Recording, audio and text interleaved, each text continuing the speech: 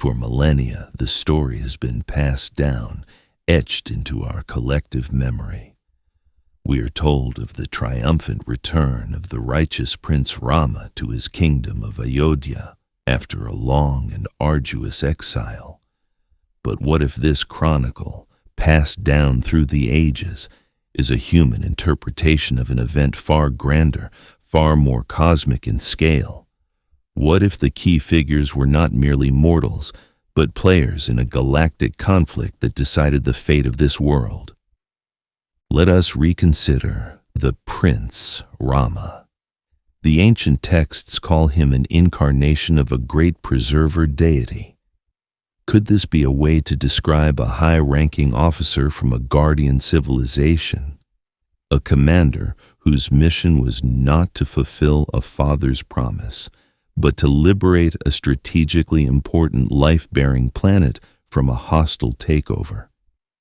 His exile was not a banishment, but a long-duration reconnaissance mission, forced to live off the land, to understand the planet and the enemy that had occupied it. His companion and brother, Lakshmana, was not just a sibling bound by duty, but his loyal second-in-command, the weapons and systems officer of their grounded scout craft, a peerless warrior trained in advanced forms of combat that would seem magical to any local observer. The catalyst for the Great War was the abduction of Sita. The texts portray her as a princess of unparalleled beauty and purity. But what if her significance was not merely royal, but biological or informational? Perhaps Sita was a xenobotanist, a specialist in life-seeding, or a living repository of galactic knowledge.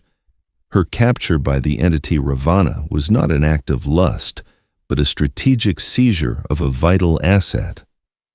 Ravana sought the knowledge she held to terraform Earth to his own liking, or to unlock secrets that would give him dominion over this sector of space.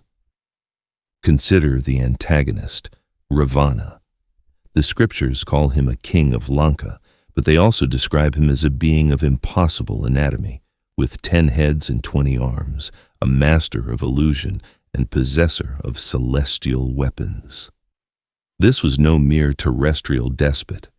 This was the description of a powerful non-human entity, perhaps the commander of a parasitic or conquering civilization.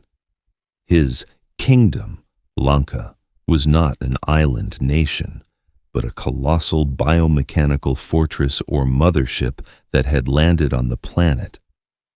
His 10 heads may not have been literal, but a primitive attempt to describe a being with a hive mind, a consciousness distributed across multiple processing units, making him a formidable tactical opponent.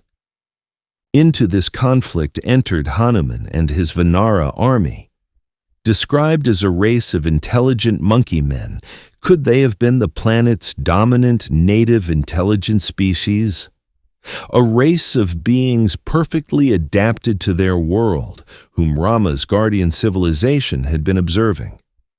Hanuman was their champion, an exceptional specimen of his kind, possessing physical strength and agility far beyond human norms and perhaps latent psychic abilities.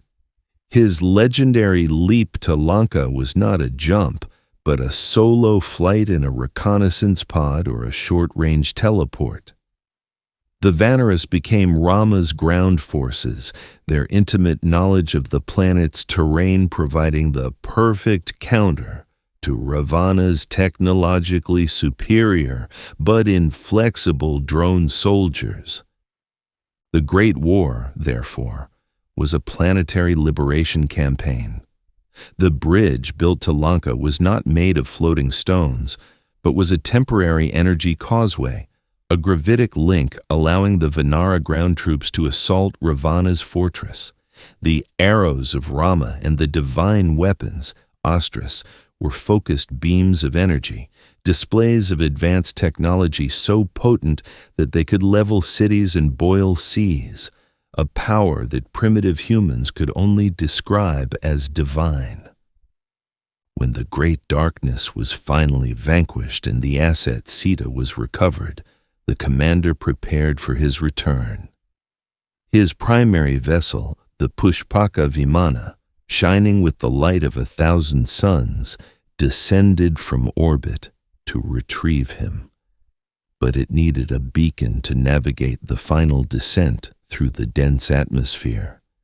There were no orbital guidance systems then, no landing strips carved into the earth. So, a message was sent to the people he had liberated, a simple instruction transmitted not through words but through thought, through dreams. Light the way. And so they did. On the darkest night of the year, every house, every village, every city became a point of light. They filled simple clay pots with oil and wick, creating millions of tiny flickering flames. From orbit, the scattered settlements would have transformed into a shimmering, breathtaking grid, a landing pattern on a planetary scale.